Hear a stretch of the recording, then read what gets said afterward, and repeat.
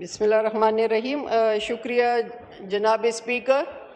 انتہائی اہم امینڈمنٹ جو کہ لائی گئی ہے 27ویں ترمیم، جو کہ میں سمجھتی ہوں کہ 26ویں ترمیم کا ایک تسلسل ہے۔ جناب اسپیکر، ایک بات کلیئر کرتی چلوں کہ 26ویں آئینی ترمیم پہ جس طرح ہماری جماعت جمعیت علماء اسلام کو آن بورڈ لیا گیا، نہ صرف آن بورڈ لیا گیا بلکہ ہر لمحے آن بورڈ لیا گیا، شاید اسی لیے کہ کچھ نمبر گیم کا مسئلہ تھا۔ آج الحمدللہ آپ کی نمبر گیم پوری ہے، آپ یقیناً 27ویں ترمیم پاس کر جائیں گے، لیکن جناب اسپیکر، ہم یہاں پہ قانون سازی کے لیے بیٹھے ہیں، ترامیم بنانے کے لیے بیٹھے ہیں اور چاہتے ہیں کہ ایک متفقہ طور پہ جو بھی قانون سازی ہو، جو بھی آئین سازی ہو، وہ اسی طرح متفقہ اور میوچول کنسنسس سے آئے جس طرح 1973 کا آئین بنا تھا اور ہمارے اکابرین نے اپنا اس میں حصہ ڈالا تھا، اور وہ ایک روشن باب ہے، مشعل راہ ہے ہمارے لیے۔ یہاں پہ بھی ہم نے پوری کوشش کی کہ وہ مسودہ ہمارے سامنے آتا اور ہم اس کو دیکھتے اور اس کے بعد کوئی لاہ عمل طے ہوتا۔ چلے دیر آئے درست آئے، آج ہمارے سامنے 27ویں ترمیم یہاں پہ لے ہوئی ہے اور ہم موقع ملا ہے کہ ہم اس پہ کوئی بات کر سکیں۔ جناب اسپیکر، اس ترمیم کو دیکھنے سے یہی لگتا ہے کہ اس میں سب سے زیادہ امپورٹنس جو ہے وہ ایک کانسٹیٹیوشنل فیڈرل کورٹ کی پروپوزل ہے جس کو بنانے جا رہے ہیں، اور کہا جا رہا ہے کہ مقدمات کا بہت بڑا برڈن ہے، بیک لاگ ہے جس کو ختم کر رہے ہیں۔ ویل اینڈ گڈ، ہم بھی اس کے ساتھ ہیں، ختم ہونے چاہیے مقدمات اور انصاف بر وقت ملنا چاہیے۔ لیکن جناب اسپیکر، اگر اسی چیز کو میں دیکھتی ہوں تو پھر آرٹیکل 248 جو کہ ایک آئینی عہدہ ہے، ایک خاص اہمیت کا حامل ہے، ایک سگنیفیکنٹ عہدہ ہے، لیکن وہاں پہ لائف ٹائم ان کو استثناء دی جا رہی ہے آئینی مقدمات سے۔ تو اس کا تو مطلب ہے کہ مقدمہ تو بنے گا ہی نہیں، تو آپ کورٹ کیوں بنا رہے ہیں؟ ایک طرف تو آپ مقدمات ختم کر رہے ہیں، دوسری طرف دوسری پیرالل کورٹ بنا رہے ہیں، آپ خود کنٹراڈکشن کر رہے ہیں۔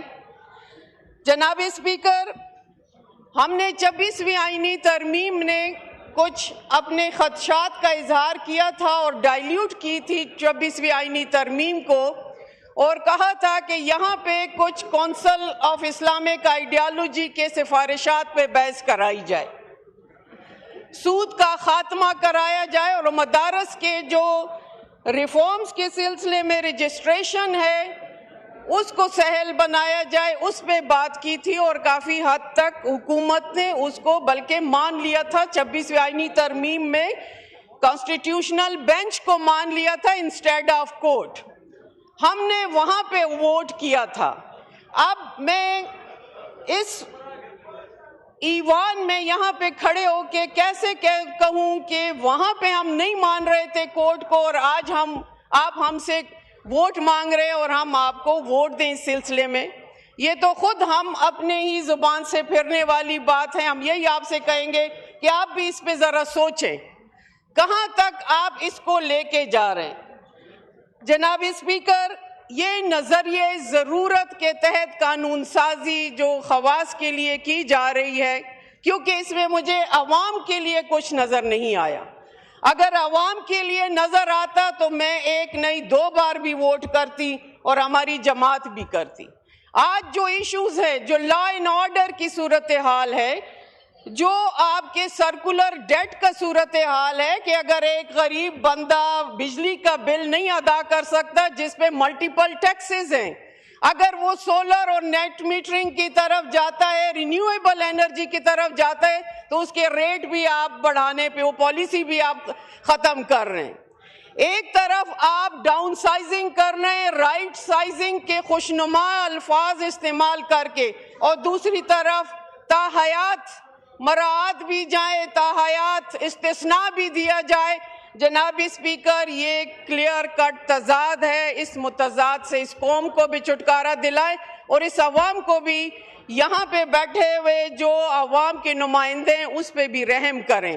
اس طرح کی قانون سازی جو ہے وہ ہم کر کے اپنے جمہوری اداروں کو کمزور نہ کریں۔ ہمیں اپنی جمہوریت کو اسٹرانگ کرنا چاہیے، اسٹرینتھن کرنا چاہیے، اور یونانیمسلی باہمی افہام و تفہیم سے ایسے کانسٹیٹیوشنل امینڈمنٹ لانے چاہیے جس کا اثر بھی ہو، اور وہ اثر ٹرکل ڈاؤن ہو عوام تک، اور وہ ہم سے خوش ہوں جس کا وہ تقاضا کرتے ہیں۔ اس سے تو کچھ اشخاص ضرور ان کو فائدہ ہوگا، لیکن میں سمجھتی ہوں کہ عوام کے لیے وہ فائدہ نہیں ہے۔ اور جناب اسپیکر، ایک بات ضرور کہنا چاہوں گی کہ یہاں پہ کل سے میں دیکھ رہی ہوں، آواز تو 27ویں ترمیم کی تھی، لیکن جو جماعتی لحاظ سے آنریبل ممبرز تقابلی جائزہ پیش کر رہے ہیں اپنی اپنی حکومتوں کا، ہم نے وہ زیادہ سنا، اور اس کے سیلنٹ فیچر جو ہے وہ اس میں دب گئے تھے۔ جناب اسپیکر، جی، ہم جب یہاں پہ بات کرتے ہیں کسی بھی کانسٹیٹیوشن کی، تو یہ نہ سمجھا جائے کہ ہم کسی کانسٹیٹیوشن کے خلاف ہیں۔ We have strong affiliation with our forces۔ یہاں پہ غلط رخ دیا گیا شہداء کا نام لیا جاتا ہے کہ ملک پہ قربان ہوتے ہیں۔ ہمارے لیے وہ سپاہی بھی اتنا اہمیت کا حامل ہے، اتنا درد رکھتے ہیں جو ہمارے سرحد پہ ہماری حفاظت کرتا ہے۔